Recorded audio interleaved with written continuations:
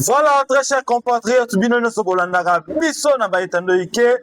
Vous allez remarquer, Junior Mao Azali Morote Azalina, Etienne Kabila, figure emblématique, Balobi l'homme du moment. Bonjour, bonsoir, na Binono Sobolanda Bisso, na paix, ça peut monter na Etienne Kabila, malgré Kala. Etienne Kabila, bonjour. Bonjour, mon frère. Bonne santé. Santé. Ça vient par la grâce de Dieu. Kala Wende ni na bangaki. Te nazananga, sauf que Nicolo Naza vraiment occupé de ma campagne Zambé. Oui. Naza appelé aussi pour servir l'éternel. Non, pour la vie éternelle, quoi. Nazananga. Ozano ngambo es. Te Naza kuna parce que c'est lui qui m'a créé, puis il m'a élu, il m'a choisi pour la servir. Bandeko balanda malgré l'absence de Belé na plateau na biso pour l'inter ko ça bon. Non, toujours, on se bat jusqu'à la victoire. La patrie ou la mort nous vaincrons.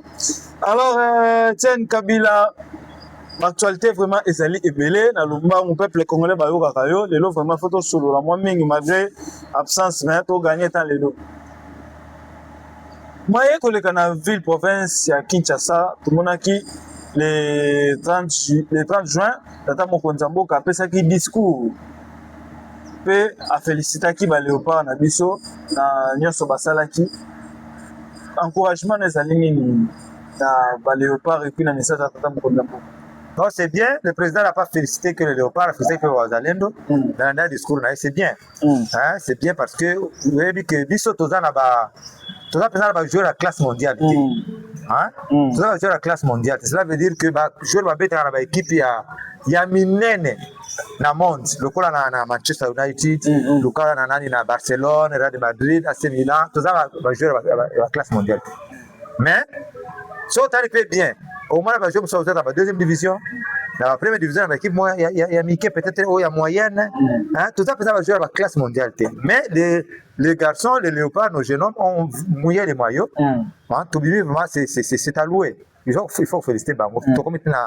Deuxième tour dans la 16e de finale.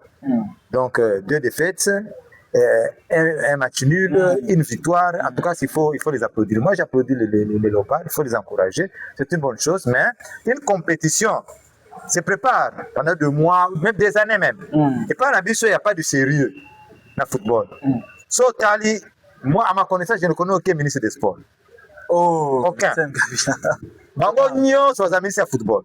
Okay. Comme si seulement football des sports dans Boka Nabiso. Ok, là tu peux faire raison. Donc, football, handball les autres, volleyball les autres, je ne sais pas judo, taekwondo, banani arts martiaux nyonso, bazawa. Donc amuta kipaka bango azate. Ça veut dire que na Boka Nabiso, pour le coup marché mouké, les chefs de l'État doivent s'impliquer.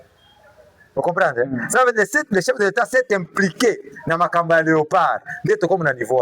Mais une compétition se prépare. Ça veut dire que pépinière est athée. Tu es dans l'école de foot, tu es dans comment c'est football au marché? Vous comprenez? Tu es dans l'école de foot, tu es dans le Maroc, dans le Sénégal, l'école de foot est préparer la pépinière, préparer l'école de foot, le football évolue côté là-bas. Mais pas la biso. Dans le championnat local ici là-bas. Na foot. Bagana sur le papier, c'est là na papier kako. Mas bagana sur le papier vert. On va étaler les 3 matchs, va toi betité. Est-ce que vous comprenez? Donc on organise rien. On organise rien. Football, il faut un sponsor. Football évoluer. Il faut un sponsor. Or, l'ina foot n'a plus un sponsor. Pour ceux qui orange, j'appelle ça parce que 400 000, ceux qui ont $1 million, bouquet. Vous comprenez? Visibilité exacte, il y a beaucoup de sponsors. Donc, bateau dirigeant le football, n'a pas mis ça. Pas de l'autre côté. Vous comprenez? On est en Afrique du Sud. Championnat d'Afrique du Sud, il y a DSTV. DSTV, c'est comme Canal, comment on s'appelle ça? Canal Plus. C'est comme Canal Plus. DSTV, c'est sud-africain. Donc, Afrique australe mobimba. Balandaka ma match na bango na DSTV. Mon visibilité wana. Ma sponsor baza ibé. Chaque club d'Afrique du Sud, le premier division, deuxième division a un sponsor. Mais pas na biso aucun club. Faut être un sponsor. Comment voulez-vous que le football évolue?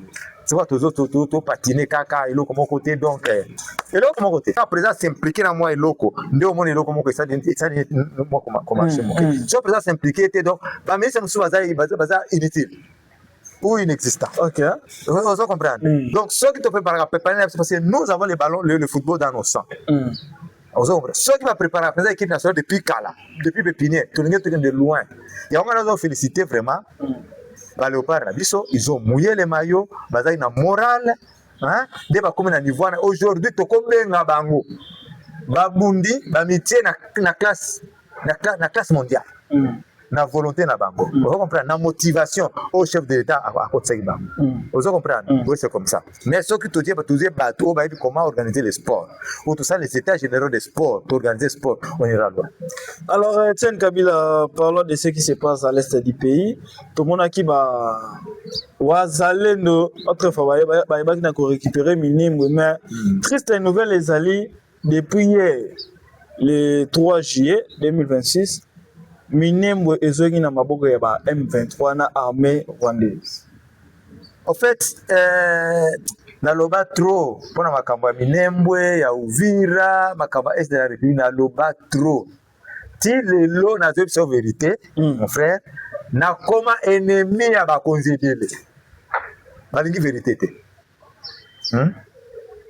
Na expliquer bango toujours ngala za d'abord mutakuna. Ngala za ipe na Uvira. Na za ipe na Baraka. Naza bien informé comme ça zone kakuna. So pesa bango information, ote nazo démoraliser bato. O nazo démoraliser ba wazalendo. Bazo ba information lokuta ne bazo pesa ba sans population. Tu récupérer qui Minembwe, tu récupérer Minembwe Bimate. Et qu'est-ce qui les a poussés à attaquer banani inventons la Minembwe. Vira bazo bi respecter c'est les faits. Bon attaquer bango na Minembwe pourquoi? Nata on.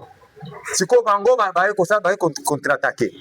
To perdre ozolo baka Minembwe et bon tina point chaud lelo na expliquer lelo ba soldat ba ki bazana Baraka ba muso ba ki bazana na Fizi centre cela veut dire le haut plateau d'Uvira pardon le haut plateau de Fizi et comme na maboka nini il y a un 23 on se comprend vous connaissez quoi pourquoi donc lobby oh na so forcer lobby drone et outil Rwanda.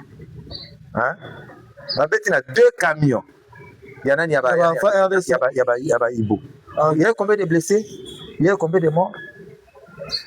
Dans la Lobaboye, ce qu'on t'a bien ma cause na est de la République, c'est comme le théâtre.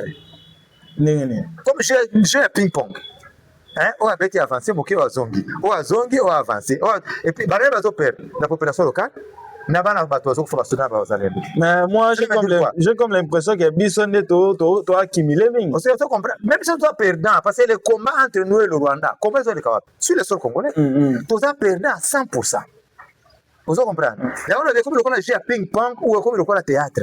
Cela veut dire que l'herbe pour attaquer, tu récupérer une entité. Après, vous perdez, on va n'est pas cause. La Bengi Kinshasa. Comprendre? Tu as besoin de munitions, tu as besoin de bongo, tu as besoin de bongo, tu as besoin de bongo. Bongo est qui? Après, après 3 mois, 2 mois, bongo, tu perds des sous. Dans le village, donc comme le théâtre, comme le business, la trahison, ils ont les kakuna. Business na bango. Les gens na batu belé banangi guerre si la té. Ozomona, guerre alliée si la té. Il y a s'il y a du sérieux, même dans la guerre, il n'y a pas de sérieux. Il n'y a pas de sérieux. S'il y avait du sérieux, tu aurais récupéré déjà Bukavu. Il y a des sanga siko, mutazo mi benga na général, technicien de guerre. Assez à récupérer à ville ni de pilier rebanda. Ba officier sur la tonne du coup na basi ba récupérer ville. Aucune. Tout ça comme reprise stratégique. Reprise stratégique. Mais aujourd'hui benga général. Et c'est ça comprendre.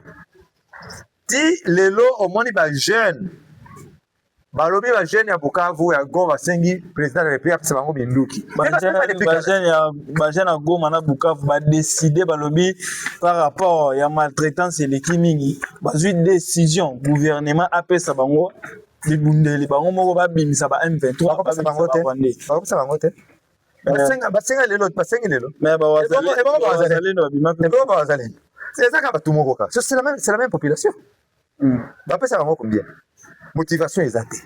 Comment voulez-vous pas qu'il gagne guerre? Hein? Il n'y a pas de motivation. Tout ça qui ngana yo awa. Tout ça même chose tia image moko oyo ba pesi ba wazalendo $50,000. Et ça mo konzi moko. Na ba utanga kombo na pour des raisons évidentes. Mo konzi moko nazo pese rapport arabi chef. Oui, mais que vous avez une prime, vous avez faire des ça va nous 50,000 et comme 30,000 et comme 33,000 et c'est sur vous avez sur le comment côté. Hein? Vous avez une prime, vous avez le comment côté, vous avez chaque jour. Bon, quand on a atteint la vidéo, approuvé que bazui prime $50,000. Na liste moko ya basoda bazaki kola ba représentants bazaki 20 personnes. Donc vous représenter 20 groupes. Et ça vous comprendre. Na expliquer moko vous informer alors. Si vous avez 20 groupes, si vous avez 108 groupes ya wazalendo. Là, on peut si bango $50,000 américains. Donc diviser en $50,000 américains divisé par 108 groupes. Et puis, et puis c'est seulement 400, un peu plus de $162. 462 $ à chaque groupe. Ok. Vous comprenez? Si on a 1000 personnes, on peut essayer $450, 460. Enfin, ça va par rapport à l'État. Vous comprenez? Si on a une comme si on ennemi à Bakonzi, on a pour nous expliquer la vérité, pour la population c'est la vérité, pour Bakonzi Moussousou, pour l'information n'est pas chef de l'État. Vous comprenez comment c'est possible? Et ça, vous comprenez? Ça veut dire que si on mettait seulement du sérieux dans Makamba Wazalendo, Belekele aussi là. Tous les jours, l'armée rwandaise a appuyé par M23. Elle a 35 000 hommes maximum.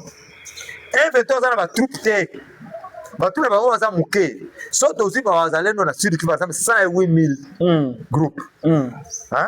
Sauf aussi les moyennes à 1000 par groupe. Et ça, vous comprenez? Donc, sauf aussi par Wazalendo dans le sud, on est à plus de 150 000 hommes.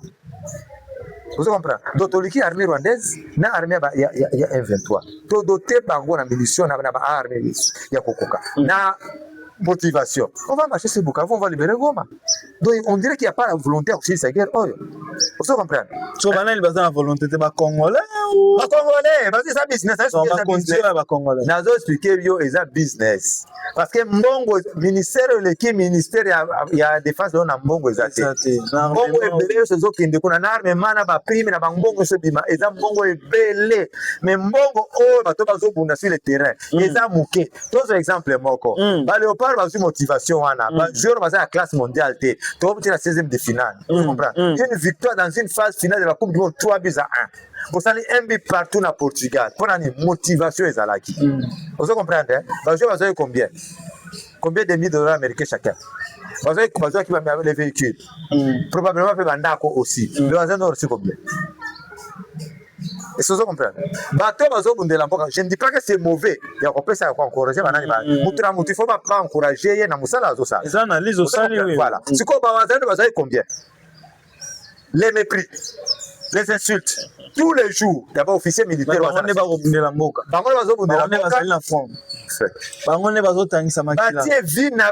en jeu. Mon frère, na Uvira. Gouverneur là na Uvira, tela na Bujumbura. Oh. Etienne Kabila. Ala na Uvira, tela na Bujumbura. Donc, so avant midi, après midi, bango na Bujumbura. Vous comprenez? Moi, j'ai passé 2 nuits na Uvira. Naza na gare côté, naza na mutumo côté, image batu wa monango. Vous comprenez? J'étais avec le Wazalendo, na sola pena ba frère disi mususu kuna na zo réconforter bango. Na longo na Uvira na keti Salamabila dans les Maniema. Vous comprenez? Na bana moto depuis 5 heures pour arriver un peu plus tard na Salamabila. Na banzela nous on est quand même à risque nyoso. Vous comprenez? Moi j'étais à Baraka. Na traversé le lac Tanganyika na baleinière 2 fois, aller et retour. Le lac Tanganyika c'est l'océan. Vous comprenez? Moindre vague, baleinière za mabaya. Et Tanzanie beaucoup ina mai. Et ça, on comprend. J'ai pris le risque de réconforter bango. Autant va continuer à vivre, mais c'est pas possible. Bazana pimté, bazana salaire, ils se disent nous, Busso, tous se disent Tony Félix. Vous comprenez? Imaginez-vous bazana Goma, Léopard a gagné, population est sautée, escandé, président Fati Béton, notre président Fati Béton, a supposé que libéraka Goma na Bukavu. Comment les choses seraient populaires? Est-ce que vous comprenez? C'est comme ce que nous avons expliqué, ok, la force d'un chef, ils ont mon côté, ils ont dit que pour y non, ce sont ses collaborateurs. Parce que dans la vie, si on veut réussir, il faut savoir se choisir des amis, des collaborateurs. Donc le chef de l'État s'est fait très mal entourer. Vous comprenez? Nous avons guerre, nous avons comme ça, parce que nous avons bon à l'État, parce que c'est l'ami du chef de l'État. Avant le président, la poto, à ce moment l'État a commencé à lier. président changea IDPS na président changea ba allié bakoma ba allié na bango bato ya Hippolyte Kanambe ye bakoma ba allié na bango so leo za ba allié na allié mbongo so allié mbongo na tokolo kanate mbongo était mpeka boko lutte était le détournement des fonds publics na bonne volonté na dévouement ya président de la République on s'est déjà loin tu as 18 ans tu as combien d'université zéro tu as 30 ans tu as combien d'université zéro combien de photos tu as combien d'écoles combien na bana kotanga ngo kala na mutu kutu koloba te ça comprendre ezalaka te mais lelo Félix Tshisekedi tomoni ba université la plupart ba école eye banzela eye ba hôpital eye donc totangi yango vie superficielle ya Congo biso nyonso tobanda kotala yango na mosika kotala basali eloko moko te parce que oleka balabala eza eloko moko te mais soki okompare na 18 ans passé ya Hippolyte soki okompare na 30 ans de monsieur Mobutu okomona ke l'homme fait mieux mais problème ezani détournement de fonds publics 2 incompétence notoire ya ebele ya bakorakote ya chef de l'État te ona makambo zo marché bien te soki moto atie président mayele ke guerre esila makambo zo bakasela kongo ya constitution bokonsulte mpe motu moko te bokosala mpe campagne te bato bakovote mbala moko référendum ozo comprendre siko moto ya Kivu lelo oyebisa eke non tozobunda mpona changement ya constitution ndeko ne yakufaki lobi voisin na yakufi avant-hier tata mosi ne yakufaki eske makambo aza na motu na ye aza na besoin makambo changement ya constitution nde kosokisa ndeko na ye est-ce que vous comprenez ça va tous les jours moi je suis pour le changement de la constitution mais qu'est-ce que nous devons faire c'est sa guerre parce qu'il va appeler besoin de la paix vous comprenez c'est comme si on est condamné na est kuna tovaka na situation wana na bale lokola banani ba Uganda lelo akomi le premier exportateur ya or na Afrique de l'Est or ya RDC azo émission nani na kozongela wana ba force d'état na émission prochaine oyebi na Ituri détruire tous les jours à ADF bauti kotumba ba village mo imagine des images banani ADF depuis Museveni aza wana na Hippolyte Kanambe bando kotrake ba ADF ti lelo basila kaka te omoni keza aventure donc yango nazoloba comme le théâtre bato bakuna bakufaka na bango kaka on s'en fout ça énerve ozo comprendre bato basengi minduki nga naloba plusieurs fois ke bawaza bapesa bango eloko moko te soki bapesa biso bamoyen nalingana kaidepekala nakotanga bakombo te au plus au sommet nga nasenga na bino pesa biso badotation tokebuna na yase ozo comprendre parce que omwana badirige bazali bebele wana tosali na bango moi je les ai dirigés tokona contre Hippolyte Kanambe 2010 11 12 ozo comprendre naexplika bango ce qu'il faut naexplika bango moni oyo aza changeant oyo aza maimai azalaka mpe Hippolyte Kanambe oyo azalaka boyo azalaka tout droit ngai nayebi bango nyonso nalia na bango nalala na bango natambola na bango pendant 3 ans naza bakona ozo comprendre je dis voilà ce qui manque il faut boye to structurer bango to organiser bango boye eloko mokotisa ozomona lelo bato ya Kivu il faut tolobaka vérité mon frère bato balingaka ja lelo kaka ngai naexplikaka bango boye lelo bato ya Kivu bazolela tous les jours nakoma président de la République bandeko na biso ya Kivu balobaka o président ayebi makambo wana na bakoro na bango ya Kagame na Joseph yango ngere lingi esila yango azo arme bawazalendo te ozomona cela veut dire que rapport au président de la République azwaka eza ya vrai teke makambo esalemaka eza kuna eza réalité ya terrain c'est pourquoi nga nalekaka na baletendo ike na biso na réseaux sociaux naloba vérité boye mpona nini po ekomate pa président de la République voilà na est kuna président popularité na yo ekitaka chaque jour parce que quand on parle de wazalendo c'est toute la population mozalendo aza jeune il a peut-être 25 à 30 ans na papa na yebi mwana nanga kila bitumba na cousin na ye na oncle na ye na mama na ye soki akufi kuna tout un clan baza na matanga ozo comprendre so bagagné clan omesepeli ozo comprendre so bango bazolela c'est toute la population qui pleure na komba président de la République ozo comprendre parce que bato batalaka ministre de défense te batalaka général batalaka nde président de la République parce que le président est celui qui a un mandat parce que le président de la République c'est le chef suprême des armées le garant des bons fonctionnements de toutes les institutions Vous comprenez? Cela veut dire que ce que l'institution est marché, c'est le président de la République. Ce que l'institution est marché, c'est le président de la République. Vous comprenez? Malheureusement que le chef d'État s'est fait mal entouré. Vous avez des politiques qui ont été pembeni naïe. Vous avez changé le langage. Baché au Kitundu. Valambert Mende. Même, c'est quoi, Julien Palouko. Vous avez le pour Félix Tshisekedi. Félix, le président Félix Tshisekedi. Vous avez quoi, Simba, vous mettez les pas. Ils sont comme ça. Les autres, Julien Palouko, vous avez maboko lelo. La membre à partir de votre nyoso na Kivu kuna. Baza na 23. Donc ce sont les gens qui jouent le double jeu. Donc si ça marche, ils sont avec Tshisekedi. Si ça marche pas, va changer au couteau. Vous comprenez? Mais c'est comme ça l'homme congolais du Zakande Bongo. Bon, opposant congolais bazandi, bon, politicien congolais bazandi Bongo. Ils sont versatiles. Bah, la population té, bah, ça a intérêt na bango. Etienne Kabila na comprendre les lois vraiment na décision ya ko défendre. Na expliquer que au moins ba politique kanambe, ba kotika guerre oyote.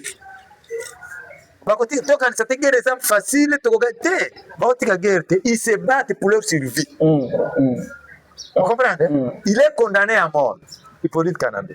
Batunaye baza contre. Bazo bunda par tous les moyens possibles. Nanga ebi que ceux qui n'a gagné guerre yote. Ceux qui guerre ici en négociation te. N'a pas vu les sous wapi. Vous comprenez? Donc ils se battent pour leur survie. Bazo tient tous les moyens possibles pour gagner guerre. Rwanda a un intérêt de guerre ici là. Ce que guerre ici, Rwanda a sous-minéré na RDC. Vous comprenez? Combien de fois ai-je dénoncé Makambo yana aérodrome na Minembwe? Depuis le port de Hippolyte Kanambe, un petit porteur de autres à Kigali et atterri dans Minembwe qui a armes et qui a or et qui est na Rwanda. Avant la guerre, au temps de la guerre en 23, pourquoi état-major de décider qui était désarmé tous ces bazar na Minembwe? Pourquoi pas besoin de contrôle à Minembwe depuis quand? Vous avez dit que Makasi invite à renforcer Bango après tout récupérer Minembwe. Mais les besoins de récupérer Minembwe. L'urgence ni les alliés européens Minembwe qui Bukavu. Minembwe ça a une influence ni koleka Bukavu. On est beaucoup attaquer Bukavu, puis on est attaquer sur Minembwe. Pour désarmer tous les Wazalendo au bazar de front, il y a plein de la Russie. On a quoi attaquer Bukavu, Bodezame, Bango, Ozong, si Bango na Sima, Ozong na Sima. Vous comprenez? Les nations dénoncent par infiltration. Oh, yo, ba jeune, akuna bazo, bazo, pesa l'information. Moutou, ozo tia kate, le longa na komi ennemi à Bakonzi Mususu. Ozo la vérité. Ningi vérité. Oh, na na zam ta vérité. Na utabo la vérité. Etienne Kabila, mais tolandi pe a tomoni. Paul Kagame a subi des sanctions aux États-Unis d'Amérique, a décidé par société union et déjà par carré minier dans un pays étranger, ils allaient confisquer par l'État américain. Oui, alors sanction, everyday sanction. C'est ça la gueule côté. Sanction. Si ce total va s'agir de Kagame, et ça a un impact mon côté na pays na biso. Est-ce que vous comprenez? À ça sanctionner la guerre est sur notre sol. Mais on nous appelle à supposer que guerre est ici dans la négociation, on a gagné guerre. C'est le Rwanda. Nous on est perdants. Tu perdras battu. Tu perdras Bambo na biso. Bamele biso ekenda. Tu fils guerre dans la négociation. Donc tu dois toujours perdant. Vous comprenez? Rwanda kenda côté à minere bon côté. Rwanda ça va pays où soutenir lié. OK. Hein? L'Union européenne doit soutenir Rwanda. Nani a armé le Rwanda? A armé le M23 par l'entremise de Kagame. C'est la France. C'est l'OTAN. Ba arme ya OTAN et qui ndaka directement na nani na avec comment l'Ukraine ça passe par la Pologne. Vous comprenez? Ba arme sozo lunga Pologne et qui tima la mwana Kigali dezo bolisa biso. Ozomona. Les lobes ba gagner terrain na au plateau de fusils là-bas na drone. Les lots Ukraine sont à sa premier pays fabriqué à drone le lot il y a Makasi à peut-être mibale parce que mutabana penza ba drone Makasi za ni Iran aujourd'hui ba Ukraine guerre ou mais ba perfectionner ba drone na bango ba drone zo ta Ukraine et côté na Rwanda et comment bombarder biso est-ce que vous comprenez Makambo après vous allez Rwanda a sanctionné tozo gagner nini wana tozo gagner terrain pour na ba sanction ya nani ya Rwanda théâtre de chez nous parce que les grands partenaires il y a Rwanda c'est les USA. Or, ils ont compté sur Donald Trump. Donald Trump ndio premier partenaire ya nini ya Rwanda. Na nini? Mais ndio mtu soutenir la Rwanda sur le plan financier, sur le plan politique. Hein? Au temps de Mobutu, membre à SIA, qui représentait l'Afrique centrale, l'Afrique d'Afrique, ça, il M. Mobutu. Quand ils ont changé de carte, comment vous êtes venu? Et aujourd'hui, c'est Kagame. Hein? C'est que c'est Kagame. Mais ça, toi, quand il s'est dit, non, Trump a aussi sa guerre, Rwanda, Rwanda, vous allez hors d'état de nuire. Non. Dans le langage à Macron, dans le langage à Semko, hein? Dans le langage à l'opposant, tout le dialogue. Vous comprenez? Pour la paix à l'est de la République. Mais paix à la République, la paix n'a pas besoin de dépendre directement de Rwanda. Vous comprenez? Donc, vous êtes vraiment dépendant sur le plan politique et sur le plan économique. À toi, tu as fait 66 ans d'indépendance. Mais ça, vous êtes libéré, vous êtes indépendant. Ok, vous êtes indépendant. Sur le plan politique, sur le plan économique, vous êtes toujours dépendant. Au lieu d'avancer par l'argumentation, on a vu ce Moussoussou. Qui a Korobano, tu as changé de constitution parce que ça ne répond plus aux réalités de notre pays, par exemple. Mais tu as changé de constitution parce que les Américains vont investir dans le Congo, vont faire des conditions bonnes. Donc, tu es dépendant des Américains. Est-ce que vous comprenez? Les Américains vont à côté de nous. C'est nous qui avons des richesses. C'est nous qui devons poser des conditions. Vous savez quoi? Nous devons au LDK. Nous devons compter sur nos propres efforts, nos propres capacités. C'est ça, se faire respecter. C'est ça un État. L'État, il faut que se faire respecter. Yo, ça n'a pas or, n'a pas diamant, n'a pas terre rare, n'a coltan, uranium, je ne sais pas, cuivre, manganèse, tout ça, mais yo, nous faisons les yeux doux. Vous comprenez? Aux pauvres, vous avez le côté. Vous vous rendez compte? Ils nous ont tout simplement dévancé le développement. Même si tu as la richesse, sous-sol. Il y a des gens qui ont 50-50. Puis, il y a la technologie, il y a bien. Vous comprenez? Pas passant par le Rwanda. Pas en faisant les yeux doux aux Occidentaux. Donc, c'est la liberté. Donc, nous, Congolais, nous devons nous prendre en charge. Nous devons être indépendants. C'est ça un État. Mais ça dépend de quand on a Macron à l'Obaki, Trump à ça, qui boye, Trump doit conseiller la biso, va conseiller la biso, on n'a pas d'alliés, ça va allier dans le Boka. C'était un arbre au milieu du village. C'était mon cacao, ils ont un manga à côté là. C'est ça la RDC. Etienne Kabila, toujours continuer, je pense que tout le monde chité déjà l'émission, mais avant de chiter. Moi, je suis allé au Congomani, dernièrement, avant-hier, 5 ans divisés. Quelques apports traînés par bien Bango, Bango Baza d'accord, tena Ambongo, na Abéchole, na côté le changement et la constitution. Seigneur. Ok, Bango Baza d'accord, Baza d'accord, Mukunzamboga a convenu de changer la constitution pour l'intérêt du peuple congolais. La mytho n'est pas solana yo mutu entre Bango na Bango. Oui, que après là, après là, on va bien à Seigneur, Seigneur dans l'Ancien Testament, un Seigneur, ils allaient toute personne qui est élevé sur terrain, le roi, avec Seigneur. Prophète, Seigneur. Mais dans le Nouveau Testament, Seigneur, c'est seulement Jésus-Christ. Ok. D'abord, la Bible dit n'appelez personne Père sur cette terre. Comme ça, va perdre, va Seigneur. Quand on va appeler là, parce que va Seigneur, on va perdre Nangate. Vous comprenez? Après là, donc l'église catholique suit quand Congo kaka. Na Brazza bazalate. Na Angola bazate. Na Afrique bazalaka. Kaka na Congo quand ndé ba perdre ba kota na kambo nyonso ya politique. Tozalaka na Congo, tozalaka na conférence nationale quand les vents de la perestroïka avaient soufflé. Parce que ça va conférence nationale est belle, même la Brazza, bazai na les pauvres Ernest Kombo va diriger la conférence nationale souveraine na bango au tozala na Pasi Nyamosengo et après la conférence na bavana bango bazongela makambo ya Bible na bango mais awa pas na biso c'est de la politique na ba baza pour changement de constitution na ba baza contre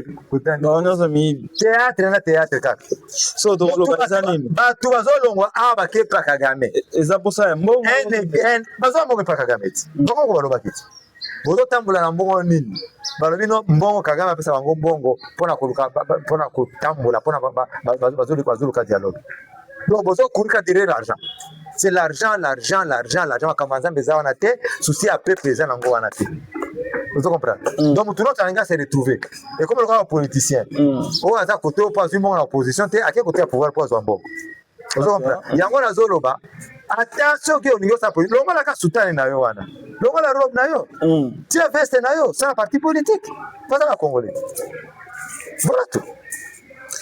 tolandaki na mokolo ya lobi je pense ezalaki le 3 juillet api baopposant to avant bazalaki déjà na décision na bango mpona le 8 juillet basala marche contre l'émission ya tata mokonzi ya mboka balobi azogere bien ta violer baloi mais namonaki mokolo ya lobi gouverneur de la ville ayambi bango mpo asola na bango ke non moya bosala marche ezali te mpo tozali na virus ebola ezali na ville province je pense na ba localité ebele oyo déjà virus ekotaki donc mais bandeko wana bayebi na kotia motu makasi bango baexige bakosala oyo ezali mposa motema na bango mais il fallait bakanga bango ti fallait bazala interpellé ndenge c'est pour tozo confondre démocratie na anarchie ozomona quand bato basali baorganiser marche bosala marche bakende ntina ya palais de la nation objectif ni la démission du chef de l'état ozo comprendre balingi bakoyesa pouvoir constitutionnel par la force eza infraction te na mboka na biso mais bino bozoyamba bango bosololi na bango bozobanga baopposant bien baopposant balongwa awa bake kutana na Hippolyte Kanambe na Afrique australe bazonga pe awa bavandi cette qui coûte bavanda en toute liberté bavanda comme si rien n'était mais ça c'est blague avec le pouvoir bazo on a comprendre te to supposer que Hippolyte Kanambe boza na guerre kuna na est Joseph Zazai président après batumo bazo kana ba télévision bazo la campagne pour Joseph un condamné à mort Gokobolobi que non c'est lui le patron. Il y a un groupe terroriste, il y a un inventeur à l'est de la République.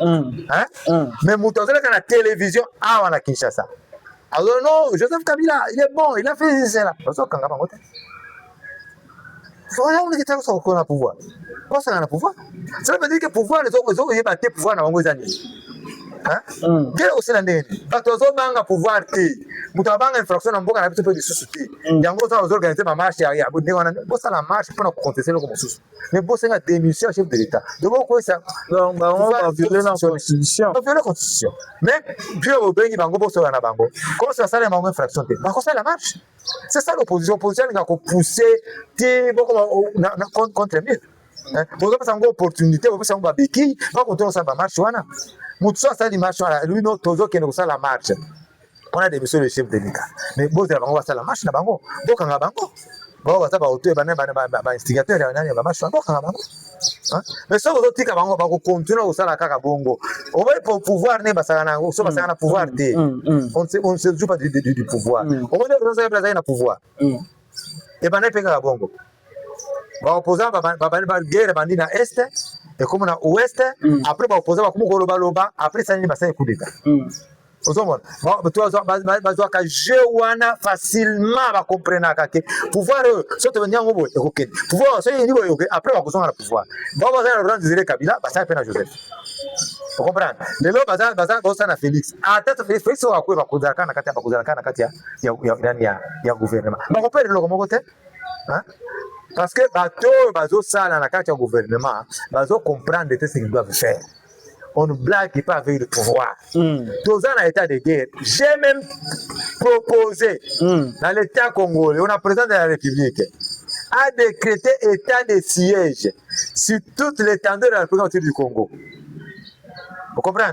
Si on décrète état de siège, il n'y aura plus de droit à la marche. Manifestation, vous allez les sous-souter. Ma meeting politique, vous allez les sous-souter. oyo marche bazosala wana c'est politique.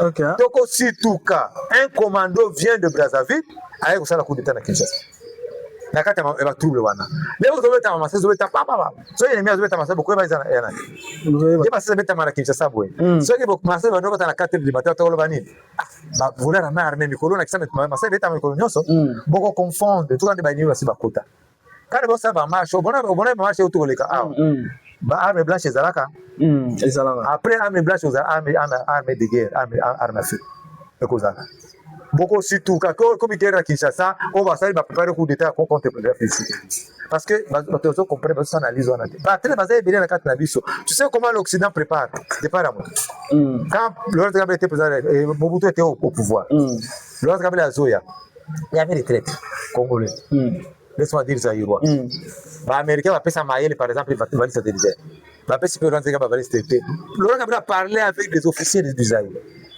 n'a avancé à nini ya Afrique. Vous comprenez? Quand Laurent Kabila était au pouvoir, ba officier congolais, ba non sur la peine ba officier nani ya RCD. Vous comprenez? Quand Kandé bazo sala pe lelo, les gens bazo kanga ba officier bazo sala. Donc le pouvoir doit faire attention. Ba to bazo na pouvoir. À côté du président Félix Tshisekedi, il faut faire attention. Même le président Félix Tshisekedi, il faut être bien entourage na yé. La stratégie, il y a beaucoup de traîtres que bateau a volonté pour aider pour cannabis. Alors, Etienne Kabila, pour finir, quelque chose sur Kezali, tout le monde qui cette que Kuni a annoncé déplacement dans le gouvernement Baboya. Mais de l'autre côté, tout le monde jamais Kaboun na mokolo ya lobby. À qui vole pour nous kende Bujumbura, si je ne me trompe pas. État qui est opposant. Parce que tu habites Bujumbura, kuna et que est-ce que Zali ou qu'il faut rejoindre M23 bon à éviter je ne vais pas les juger mais comme ça c'est une façon de comment juger je ne sais pas quelles sont les motivations de déplacement là mais Bujumbura est à la frontière à Uvira donc à quelques 30-45 minutes de route, nous avons Uvira, on a un territoire congolais. Je ne sais pas motivation qui est qu'on a évité. Oh, nous sommes votés là qui passeport naïe, pour un déplacement naïe. Bah il faut pas payer, puis on va pas voter là qui passeport. On doit comprendre. Mais bah tu vas pas déplacement, il va qui est kuna. Aucun région de mouvement là-bas. Même si Azan a gomaté, ça lui permet d'être en communication facile. Na ba agresseur la biso parce que ba opposant tu vas opposant les lots na ba M23 na ba Macron ba le même langage ils sont les mêmes vous comprenez vous on pour la république par tous les moyens possibles il faut dire que ça longwa ba côté la gouvernement ba ya pembongo ils se battent pour les intérêts égoïstes c'est tout mais gouvernement ndé azo sala bango a pour la liberté trop ba ça na pouvoir ça na pouvoir. Alors très cher abonné banana biso nyonso bino bozwaka na bino ya kolanda bino vous allez remarquer que comme na suka émission na biso alors Etienne Kabila je pense que ça maloba suka koloba et puis kolaka bandeko non au moins le problème est que population esengi président pesa bango ba arme ngala za kuna kutana bango permanent ba bisanga déjà depuis kala ba population ya Goma Bukavu balobi boye bisa ba konzi molobeli en peuple yebisa président de République pesa biso biso to ko libérer Bukavu awa bazana kati ya Bukavu wana toute la population bagère bazawana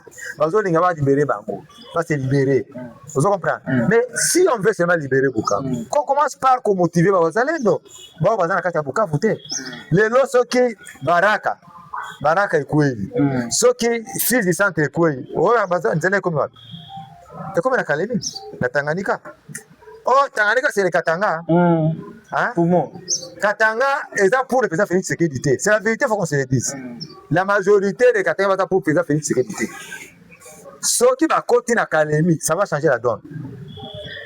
Vous comprenez? Guerre que vous en pleurez, Moussoussou. Les lots, soldats, ils belèvent à Kim, à Lomé, à Plateau, va continuer à ouvrir, à Baraka, comme ça, qu'il y a un fils du centre. Ce qui les deux villes, on est quoi, il y a Sud Kivu. Route pour Kalemi. Ensuite, en plus, Uvira, Azan entre Fizi, na Bukavu. Cela veut dire Uvira comment nous actifier. Directement, on va ouvrir ça. C'est quoi? Vous comprenez? Nous avons intérêt les lots. Le plus tôt que possible, d'organiser Bazalendo, de structurer Bango na Loba qui pour na 5 peu mon konzambo, ba pesa bango budget na bango. Président a radié Moko, général Padir, Azan a budgété. hein Ok. rotation utaka na FARDC ana bisa ko buna ndenge nini akobuna ndenge nini, il n'a pas le moyen de faire de la guerre. Donc comment na ko mutu moka za inutile. Oso comprendre makobuna ndenge nini to pesa bango ba moyen baza na budget na bango baza na commandement na bango to ko libérer Bukavu. Il n'y a pas que eux qui ont demandé, même moi j'ai aussi demandé ba pesa ba moyen to que nous to bunda to ça ina kesa ça numéro de téléphone abandero ça na ngo déjà numéro de téléphone anga za déjà na écran nanga bon soki batu ba benga nga déjà donc les assureurs ko doka te. Alors très chers abonnés bino nyonso bolandaki biso, en tout cas merci beaucoup. Junior Marron ya bino ndeko aza toujours wana pona kopesa bino information en temps réel ezala mbala suka te bomo na susu na Etienne Kabila to bando solo na awa na plateau na bino awa. Donc vous s'abonner, vous commenter, vous partager. Plus 243 85 17 92 622. Plus 243 85 17 92 622. Là, au Bengi, au Zunga Moko. À la prochaine. Ciao.